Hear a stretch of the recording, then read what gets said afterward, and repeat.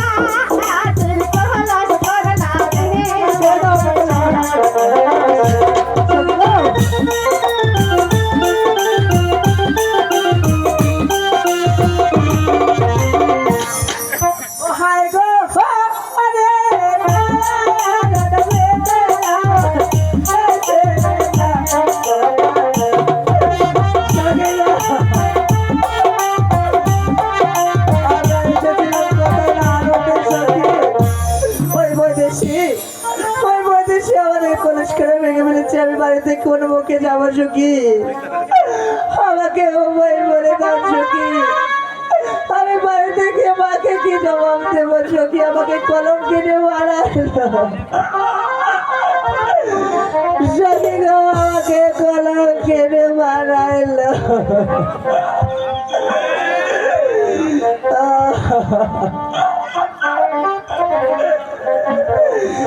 ওরে কি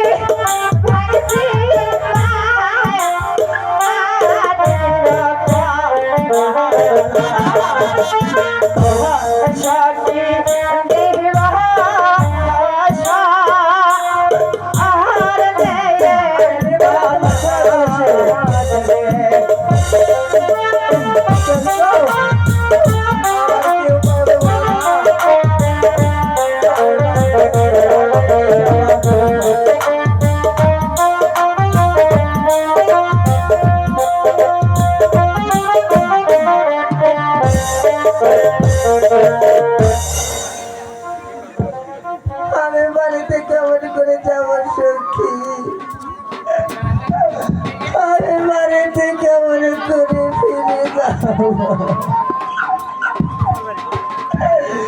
ওই বৈদেশি আমার কলস খানা যে ভেঙে ফেলেছে। আমি কোন মুখে মায়ের সামনে গিয়ে দাঁড়াবো? এই বলে যা আমার চোখের সামনে থেকে আমি তোমার মুখ দেখতে চাই না। শোনা বলছি, আমি তোমার মাটির কলস ভেঙেছি, আমি তোমাকে দিব স্বর্ণের কলসি। আমার চাই না তোমার স্বর্ণের কলসি, চাই না তোমার রূপের কলসি। আমাকে যদি তুমি কলস খানা ফিরিয়ে দিতে চাও, তাহলে যেমন কলস ভেঙেছ তেমনই কলসি আমার চাই, বুঝেছো? ঠিক আছে সখী, আমি তাই করব। তবে ঠিক আছে, কিন্তু কিন্তু আমার হাতে কিন্তু বেশি সময় নেই। ঠিক আছে সখী, আমি তাই করব, বললাম তো। এদিকে যে সন্ধ্যা হয়ে আসছে, আমি বাড়িতে চলে যাব। তাই বলছি তুমি 10 মিনিটের মধ্যে আমাকে কলসখানা তৈরি করে আমার হোস্টেল ফিরিয়ে দেবে। আমি যে বাসায় ফিরে যাব। ওরে লাইবানি ভাই দানি, আমার সোনে ভাই দানি, লাইবানি মারে সোনে সোনার সোনে আমি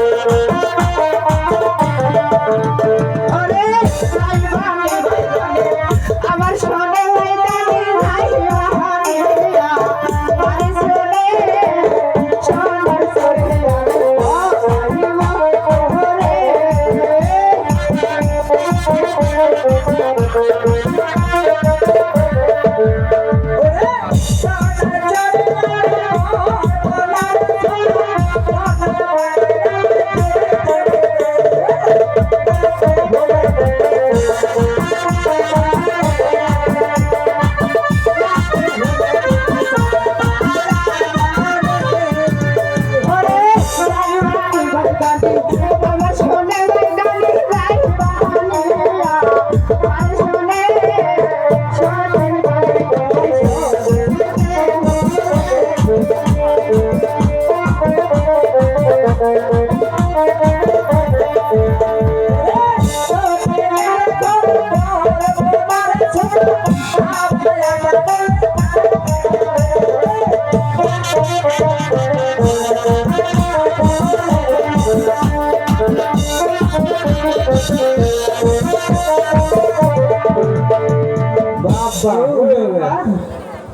ওই সখী চলে গেল। আমি যে বকুল ফুলের মালা নিয়ে আসলাম, তবে আমি এই মালা কাকে পরাবো দেখি। সে আমার গানের সুরে ওই সখী আসে কি আসে না।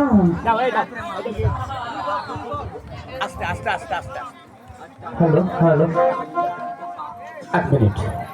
কলস বানানা প্রদেশ বিশেষ ঘোষণা, হ্যাঁ কা মুরগি আগে শোনা বিশেষ ঘোষণাটা হলো এইটাই, এই মঞ্চের মধ্যেই আমার এই মুরব্বীর একটা মোবাইল ফোন হারিয়ে গেছে। যদি কোনো হৃদয়মান ব্যক্তি পেয়ে থাকেন তাহলে এই মুরব্বীর মোবাইলটা যদি দেন তাহলে হয়তো